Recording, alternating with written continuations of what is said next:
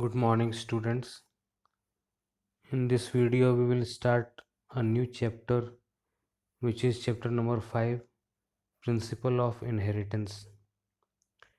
So, first, we'll start with the introduction. The about Mendel we will study.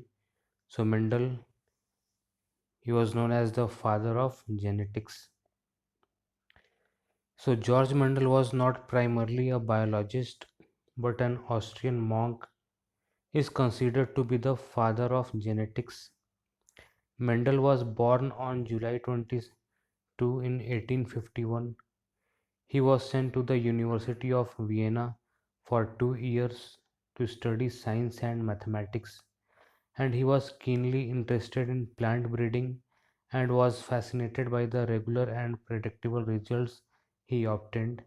And he put forwarded the three laws after performing the breeding experiment, and these laws are commonly known as law of inheritance.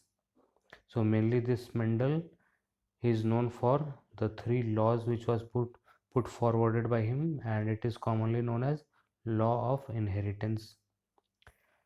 So on which plant that Mendel he performed his breeding experiment? So answer is the garden pea plant. And what is the scientific name of garden pea plant? So it is Pisum sativum. So here question arises, why Mendel selected pea plant for his experiment? So there was so many reasons because of which Mendel he selected only pea plant for his experiment. The first reason was there was number of varieties available with distinct characteristics or traits like yellow or green seed, tall plant and dwarf plant, violet color flower and white color flower of pea plant. So many different traits was present in pea plant. Second reason, self pollination and cross pollination can be easily done in pea plant. Third reason for selecting pea plant, it was easy to culture the pea plants in the open fields and in pots. So mainly pea plants they can easily cultivated in a small piece of land. And fourth reason, the lifespan of pea plant was very short, so it was easy for Mendel to observe many generation of pea plant. So these are some reasons because of which Mendel selected garden pea plant for his breeding experiment. Now, what are the seven characters of pea plant which was studied by Mendel? So mainly the seven characters of pea plant which was studied by Mendel in class 10 also you must have studied. So the seven characters, so in this diagram you can see those seven characters. So in this column all the dominant traits of the character is given. In this column all the recessive trait of the character is given. So every character it will possess one dominant and one recessive trait. For example, the first trait is the seed shape of the seed. So round seed is a dominant trait and wrinkle seed is the recessive trait. Second trait which was studied is the seed color. Yellow seed color is dominant trait and green seed color is the recessive trait. Third trait which was third character which was studied by Mendel, pod shape. So inflated pods will be the dominant trait and constricted pod it will be the recessive trait. Fourth character of the pea plant which was studied by Mendel, pod color. So green pod color will be the dominant trait and yellow pod color will be the recessive trait. Fifth character of pea plant which was studied by Mendel was flower color. So purple color flower was the dominant trait and white color flower is the recessive trait. The sixth character of pea plant which was studied is the location of flower. Axial flower will be dominant over the terminal flower, means axial flower will be the dominant trait and terminal flower is the recessive trait. And the last character of pea plant which was studied by Mendel, the plant size. So tall plant is dominant trait and dwarf plant is the recessive trait. So simple straightforward question will come that what are the seven characters of pea plant which was studied by Mendel? Then we have to answer all the seven characters along with the their dominant trait and recessive trait. So what are the 7 characters? So 2 characters are related with the seed, that is seed shape and seed color. Two characters are related with the pod, that is pod shape and pod color. Two characters are related with the flower, that is flower color and flower position. And one character is related with the height of the plant, plant size. So it will easy to learn seed shape, seed color, pod shape, pod color, flower position, and stem height. So these are the 7 characters of pea plant, and we have to remember which one is a dominant trait, which one is a recessive trait for these character. Now some basic genetics terms required to understand Mendel's experiment.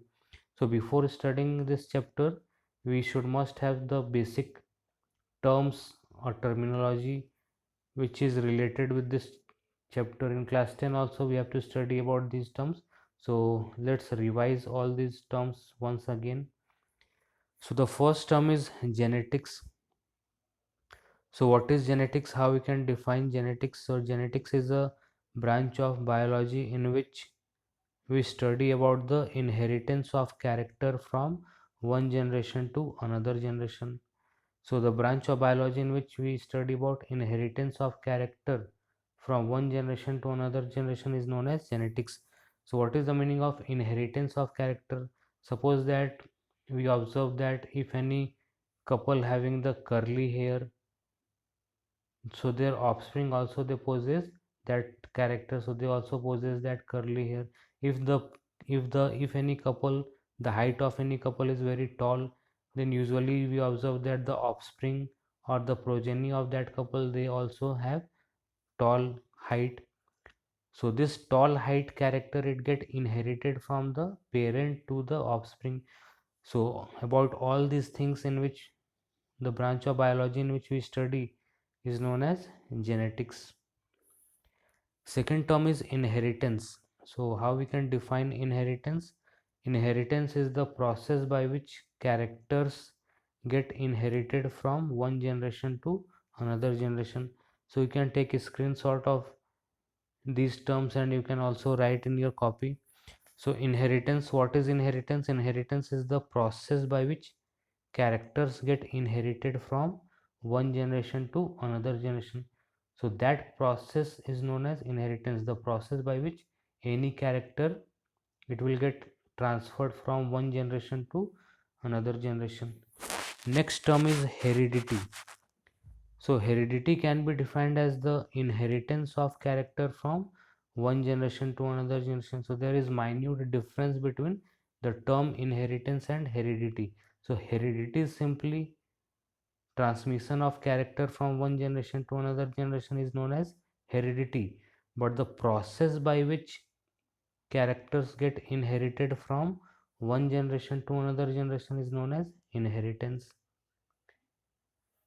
Next term is character. What is character? So all the body features of any individual organism is known as character. For example, height of any person, skin color, color of eyes, so all these are character. Next term is trait. Traits are the alternative forms of character. For example, tall height and dwarf height are two traits of character height of any person. So there is difference between character and trait. So most of the time student they get confused with these two terms, character and trait. So character means all the body features of any individual organism is known as character, such as height of any person, skin color, color of eyes. So all these are character, and every character will have two alternative trait. For example, for height of any person, so height of any person is a character which will have two alternative trait. And what can be these two alternative trait? Tall height and dwarf height. Just take one more example, that skin color is a character. So this skin color it also has two alternative trait, that fair skin color and dark skin color. So character are the all the body features of an individual, and traits are the alternative forms of character. Now next term is gene. So what is gene? So it is very important. So gene is a small segment of DNA which codes for one character of our body. So for every character of present in our body, so there is one gene which will code all these characters. Suppose that what will be the color of our eyes, so it will be coded by one particular gene. What will be the height of any person, so for that also there will be one particular gene will be present in our body. What will be the texture of our hair, so for that also one gene will be present in our body. What how many fingers will be present in our hand, so for that also there will be one gene present in our body. So what is gene? Gene is a small segment of DNA which codes for one particular character of our body. And what is the location of these genes? So we all know that our body is made up of cell, and inside the nucleus of each and every cell chromosomes are present. So how many chromosomes are present in human beings? So answer is 23 pairs. So why we say 23 pairs, not 46? Because these chromosomes they remain present in pairs. So if we talk about human beings, then we have 23 pairs of chromosome, and all these chromosomes they are made up of DNA and protein. So in this diagram you can see that this is the cell and the nucleus of each and every cell. 23 pairs of chromosomes will be present, and if we will observe this chromosome, then we will find that chromosomes they are made up of chromatin fiber, and these chromatin fibers are made up of DNA and protein. So this small segment of DNA is known as gene.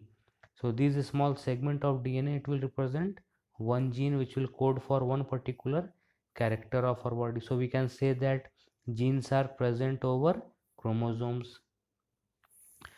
Now next terminology is alleles.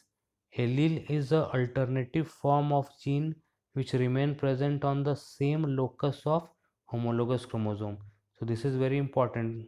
Student they get confused with the gene and allele. So allele is alternative form of gene which remain present on the same locus of homologous chromosome. So actually any character is governed by one pair of gene, and this one pair of gene is known as allele. And what is the location of allele? So alleles they remain present on same locus of homologous chromosome. So in this diagram you can see that this is homologous chromosome, similar looking pair of chromosome. So suppose that this one is a chromosome pair number 1, and on the same locus, suppose that this is a gene which will code for the color of eye. So on the same locus of homologous chromosome, that same gene is also present which will code for the color of eye. Here in this region of chromosome there is one gene which will code for the blood type. So on the homologous chromosome on that same locus there will be same form of gene will be present which will code for the blood type. So these pair of genes which are present on the same locus of homologous chromosome is known as alleles. So alleles are alternative forms of gene which remain present on the same locus of homologous chromosome, and actually any character is coded by one pair of gene, and this is known as allele. Now come to the homologous chromosome. So similar looking pair of chromosomes is known as homologous chromosome. So in human beings we have 23 pairs of chromosome. We will never say we possess 46 chromosome in the nucleus of each and every cell. Always we say we in the nucleus of each and every cell we have 23 pairs of chromosome, because all the chromosomes they remain present in pairs. So this is first number pair of chromosome, this is second number of pair chromosome, third number pair of chromosome, and so on. So 23 pairs of chromosome present in the nucleus of each and every cells of our body.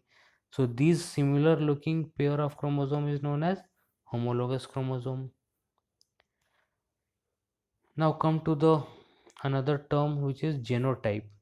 So genotype is the genetic makeup of any individual organism. It cannot be seen from outside, and it is represented by letters like capital T, small a, small a. So what is genotype? So genotype and phenotype, these are two terms. So genotype means all the genetic makeup of any individual organism, means inside the chromosome at which location which type of gene is present. We- uh, so all this genetic information is known as genotype. And genotype, we cannot see genotype from outside, and generally genotypes, they are represented by letters like capital A, capital A, capital T, capital T, small t, small t. So these are all genotype. But on the other hand, phenotype is the external body feature of any individual organism which can be seen from outside, and it is represented by diagram. So all the observable character of any individual organism which can be seen from outside is known as phenotype. For example, in this diagram you can see the color of eyes of the this mouse, what is the coat color of this mouse, what is the length of the tail. So all the observable feature which we can see from outside is known as phenotype. So this much only in this video. In next video we will study about the Mendel's laws of inheritance. Thank you.